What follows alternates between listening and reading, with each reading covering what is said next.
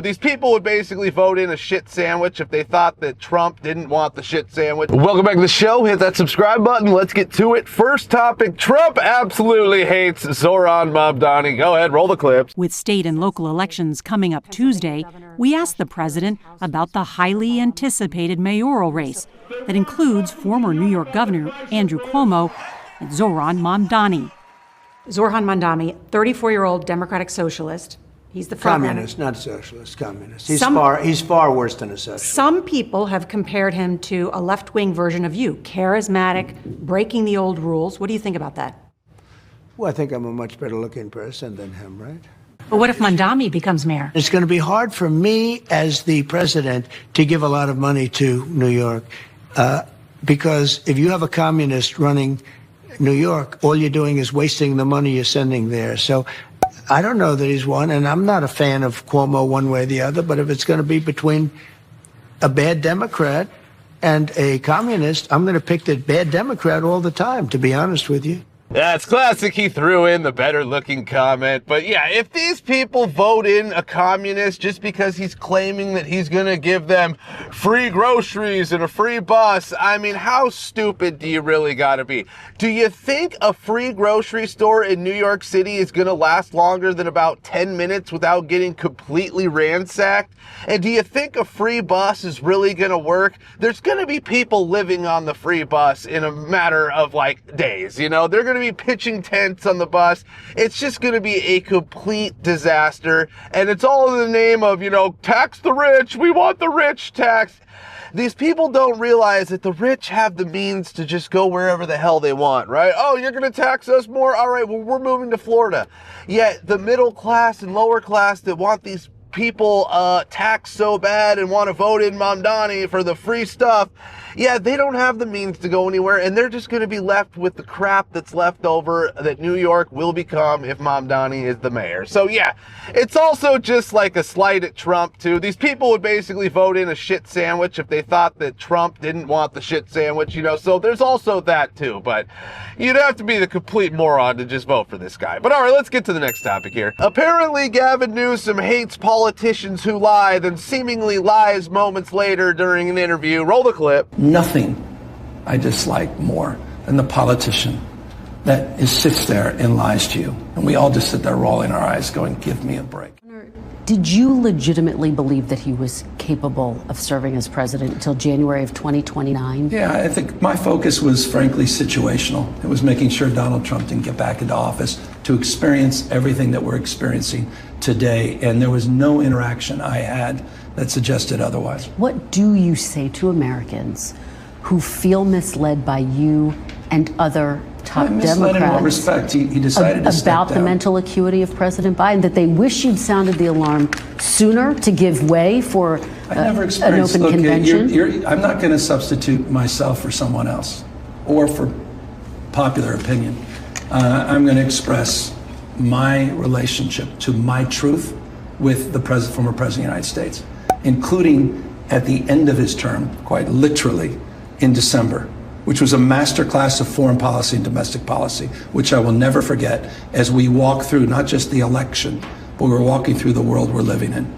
There was nothing to suggest what you just said or others have suggested in terms of my interaction. That's all I can be accountable for. Yeah, this guy is the biggest weasel in all of politics. All he does is lie. California is the worst run state in all of America. Everything he does is basically corrupt. He can't complete anything. That rail, high-speed rail, he hasn't laid one piece of track.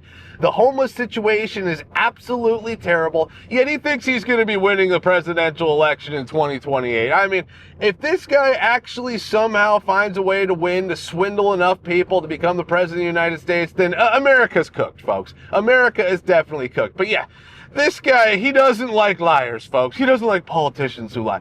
This is the biggest liar in all of politics. But all right, let's get to the next topic here. George Clooney has completely thrown Kamala Harris under the bus. Roll the clip. We had a chance. I wanted there to be, as I wrote in the op-ed, a primary. Let's battle test this quickly and get it up and going. I think the mistake with it being Kamala is that she had to run against her own record. And it's very hard to do if the point of running is to say I'm not that person. You know, it's hard to do. And so she was given a very tough task. I think it was a mistake, quite honestly, but we are where we are. Yeah, that has got to be one of the absolute worst things you could say about anybody running for anything in an election, is their biggest obstacle is their own record.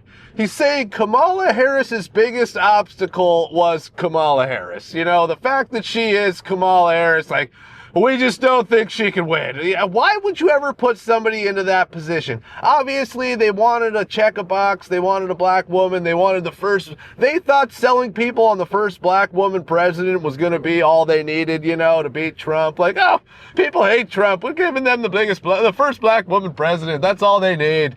And God, it just blew up right in their face. And good on Clooney for calling it out, but you can tell he's bitter about the whole situation. But yeah, her biggest obstacle is her own record, folks. What a terrible idea. But all right, let's get to the next topic here. Angel City FC players held a press conference to call out one of their own players, their own teammates, about trying to protect women's sports. Roll the clip. Going into this, I'm a little bit nervous because I think it's a big job to represent your team and speak for your team, and not just that, speak for others who this will be important to. We've all obviously seen the article that was written in the New York Post earlier this week, so I really want to start off by saying that that article does not speak for this team in this locker room. I've had a lot of combos with my teammates in the past few days, and they are hurt and they are harmed by the article, and also they are disgusted by some of the things that were said in the article, and it's really important for me to say that. And we don't agree with the things written for a plethora of reasons, but mostly the undertones come across as transphobic and racist as well. The article calls for genetic testing on certain players, and it has a photo of an African player as a headline, and that's very harmful. And to me, it's inherently racist, because to single out this community based on them looking or being different is absolutely a problem. And as a mixed woman with a black family, I'm devastated by the undertones of this article. For me personally, when I think of LA and I think of Angel City, I think of a place that was founded upon inclusivity and love for all people. That's what our locker room is. That's what our staff is. That's what our fan base is. Angel City is a place for everyone. It always will be. That's how it was from the beginning. That's how it always will be, period. And I think this situation, you know, Lisa, you kind of touched on it. There's an element of timing to it where this feels like another really big challenge that we have to go through as a team on top of an already really challenging year. And it's definitely not the note that we as a group want to end on. And so I just want everyone to know that we're doing our best in the locker room to preserve respect and belonging on this team. And we look forward to ending the season on as positive of a note as possible. Yeah, how stupid do these women have to be to actually hold a press conference to call out a fellow teammate who's just trying to protect women's sports, right? They basically held a press conference and be like, no, we're not this person's a transphobe and a racist, this isn't us. It's like, these women are going to tolerate themselves right out of their own sports. You know, they're going to be like, oh no, we need to be tolerant. Anybody who wants to play. So pretty soon, once enough men say, yeah, I want to just pretend to be a woman and I want to play professional women's sports, there's not going to be any women on the team anymore. So basically professional women's sports is just going to become second-rate men's sports. Not even second-rate, like fifth-rate men's sports. So it's just complete lunacy that this is happening in America. It's still happening in America, honestly. We thought this was going away, but the fact that they would hold a press conference to basically call one of their own teammates transphobic and racist is just absolutely insane. But all right, that's it for today. Be sure to like, subscribe, and we'll be seeing you.